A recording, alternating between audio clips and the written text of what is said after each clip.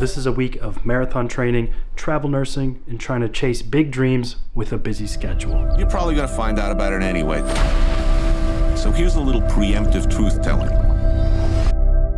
There's no happy ending. I basically left everything behind for this, and let's just say it's been quite an adventure. I'm about 2,000 miles away from home. My home is Minnesota. And I'm also about 14 weeks away from my marathon, which is Grandma's Marathon in Duluth. Also, by the way, it seems like a lot of cool people are doing Grandma's Marathon this year, which is weird, but cool. It'd be cool to run into some people maybe. But essentially, a few months ago, I decided I needed to make a change, take this risk. I landed at Stanford University in California, working in radiation oncology, where I see patients and work directly with a very high-level doctor, which I'm going to talk more about the job in a bit. Busy intersection here. At the time of deciding to basically uproot everything, I zoomed out and took a look at my life. Like, what would it be like in 10 years if I continued doing the same stuff day to day? I didn't think I would be happy living that life. Sort of made me uncomfortable. I knew I had to make a big change. Now, to be clear, travel nursing is not a dream job.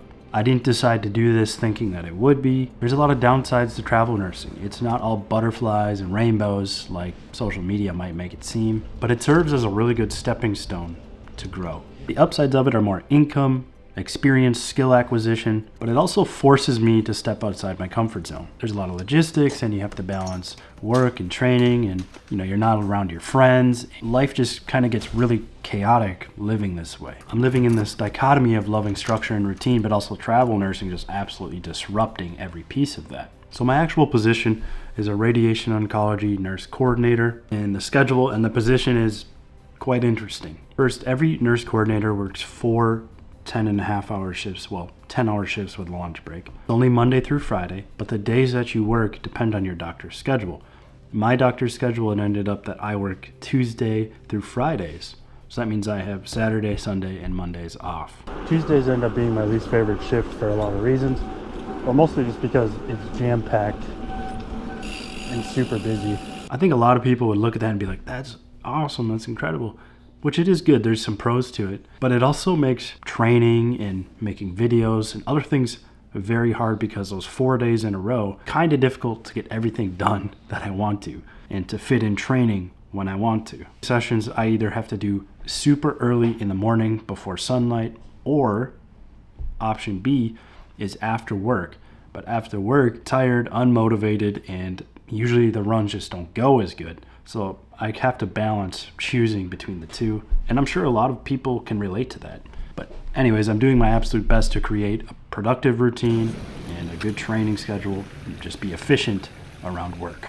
So what does my position actually do? So I work one-on-one with a radiation oncologist, and a quite smart one, a high-level proficient one. What this means is I have to rise to those expectations as well. But basically, I go and see patients with her, whether it's a new patient consult or it's a returning patient. For follow-up, we'll go through imaging and medical history. And after going through all this stuff, the doctor will determine, is this something that's treatable by radiation? What type of radiation will we do, like CyberKnife, ViewRay, standard? And my doctor treats a wide variety of things, from brain, neck, spine, chest, GI, just everything really. My specific position helps in ordering things like imaging, referrals. I get all the patient messages and help respond to those. Also message other teams and help with coordinating things. I also help with managing the treatment plans, the on-treatment visits with the patients, education, get my own work laptop, phone. But if I'm being completely honest, I don't think this position is very travel nurse friendly at all, because there's a lot of little things you need to learn. There's a lot to keep track of. It's a very long-term type of position. So I'm not sure how it landed as a travel nurse gig, but here I am. It's made me adapt and learn very fast. Now, as for marathon training, sometimes on runs like this, where they're extremely tough, it's this mixed bag of emotions where you get super excited, but also really worried. 5K at 6 minutes per mile. This is something that I'm really glad that I'm getting back into. I truly believe that everyone should run. It doesn't have to be a marathon. It can be a 5K, half marathon, whatever. Okay, if you don't have legs, I'm sorry. Okay, if you can't run, then don't run. But for people who could run, I truly think that everyone should run and train for something. It's amazing for your brain, your body, your mindset, it grows your confidence.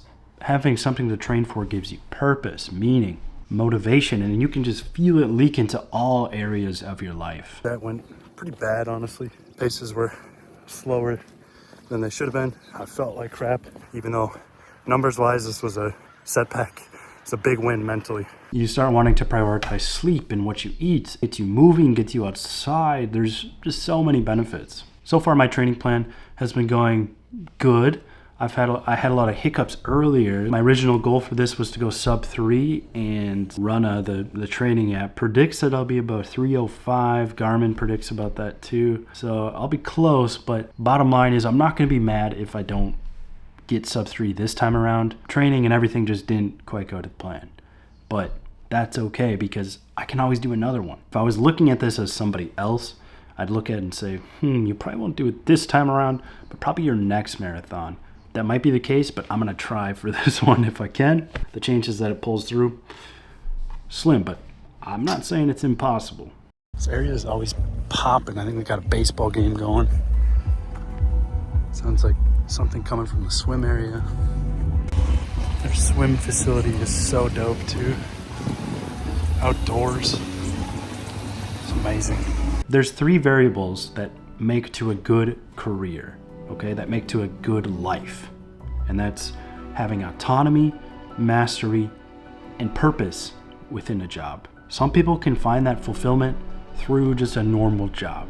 For me, I don't think I'll find this within nursing, okay? So that's part of the reason I chose travel nursing, because I can elevate my income, I can see other places of the world and get more skill acquisition. And I don't know what this will all lead to. I feel like, there's a dip right before the boom, right before something big happens. And I kind of feel like I'm in that dip, like I can feel good momentum coming forward. And I felt like travel nursing would kind of put me there, would try to get me towards that. And so far, I'm really, really glad that I chose to do this. It's gotten me out of my comfort zone. I've learned a ton. I'm in a place with great weather. Although lately it's been a little cold, but we're dealing with it. But what I'm really hoping is that I inspire you to take action on your dreams, on your goals. Take action on doing something today that's gonna make you better, learn new things. I'm gonna keep executing on these busy weeks. Hey buddy, pretty sure you gotta subscribe right now and watch this video. Thanks, boss. See ya.